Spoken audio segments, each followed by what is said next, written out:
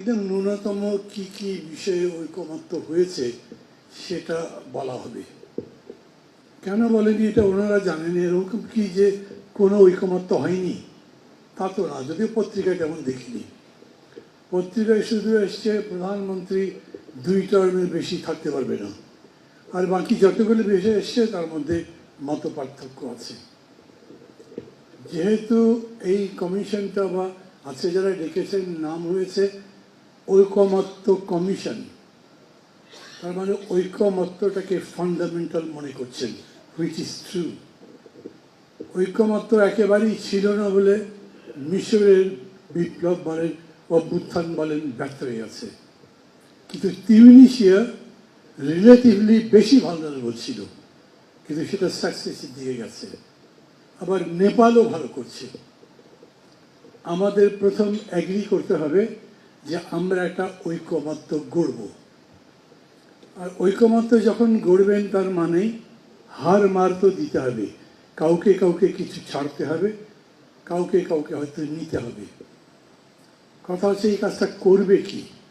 এই যে ঐকমত্য গড়বার জন্য কাজটা কার? প্রফেসর ইউনূস বলছেন আমি কিছু চাপাবো না, যা ন্যূনতম হবে সেটা করব, যেটা হবে না ছেড়ে দিয়ে চলে যাব। উনি ফ্রান্স থেকে প্রথম যখন ফিরেছেন এয়ারপোর্টে সাংবাদিকরা অনেক প্রশ্ন করছিল, একসময় বিরক্ত হয়ে নাকি এমনি অভিমান করে বা রাগ দেখাতে গিয়ে বলেছেন আমি যা বলছি শুনতে হবে, না হলে আমি আবার চলে যাব। স্যার মেহরবানি করে ওই কাজটা যেন না করেন, এটা শেষ করতে হবে।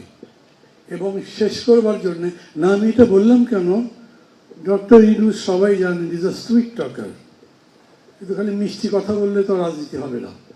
রাজনীতিটা একটু কঠিন জিনিস।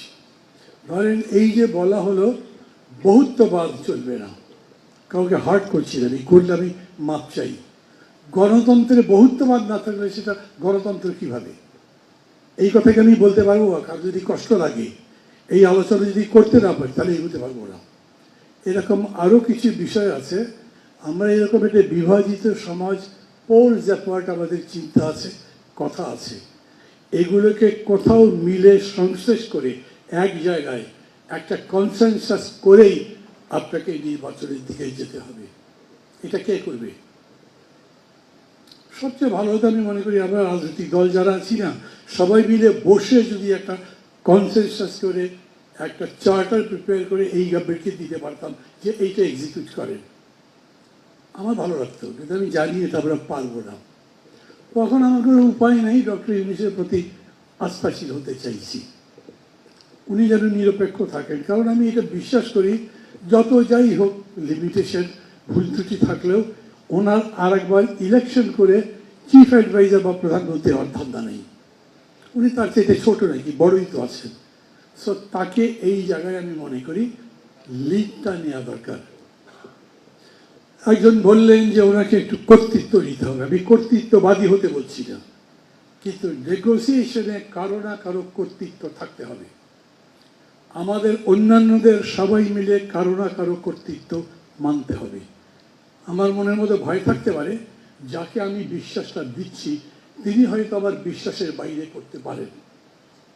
কিন্তু বাংলাদেশ সম্পর্কে আমরা এখনো হয়তো কতখানি ভাবছি জানি না যে প্যান্ডোরার বাক্সটা আজকে খোলা হলো, এই বাক্স একসাথে বন্ধ করা খুব সহজ নয়। যদি করতে না পারেন তাহলে পাকিস্তানে যে অবস্থা হয়েছিল কনস্টিটিউশন বানাতে গিয়ে তার চাইতে কঠিন অবস্থা হতে পারে। আমি আপনাদের অনুরোধ করব এবং একই সঙ্গে স্যারকে অনুরোধ করছি, এরকম একটা বিতর্ক উঠেছিল জাতীয় সঙ্গীত বদলাতে হবে। সরকারের পক্ষ থেকে বলা হয়েছিল এই বিতর্ক অভিপ্রেত নয়, এটা বলবার পর থেকে সেই বিতর্ক বন্ধ হয়েছে। আমি আপনাদের অনুরোধ করব যদি আমার উপরেও যায় তবু কিছু কিছু ক্ষেত্রে এতখানি বিশ্বাস আস্থা আমাদের কারো কাছে দিতে হবে। যদি বিশ্বাস করেন যাকে বিশ্বাস দিচ্ছি তিনি কর্তৃত্ব পরায়ণ এবং মানে এক দেশদর্শী হবেন না, অন্তত সেইটুকু বিশ্বাস করা যায়। এই বিশ্বাসটুকু নিয়েই আমাদেরকে একটা ঐক্যবদ্ধ গড়তে হবে, না হলে ট্রানজিশন টু ডেমোক্রেসি একটা ডেমোক্রেটিক ওয়েতে সম্ভব হবে না। আর ডেমোক্রেটিক ওয়েতে যদি ট্রানজিশন না হয় দ্যাট ইজ নো ডেমোক্রেসি। ভালো থাকবেন সবাই, খোদা হাফেজ।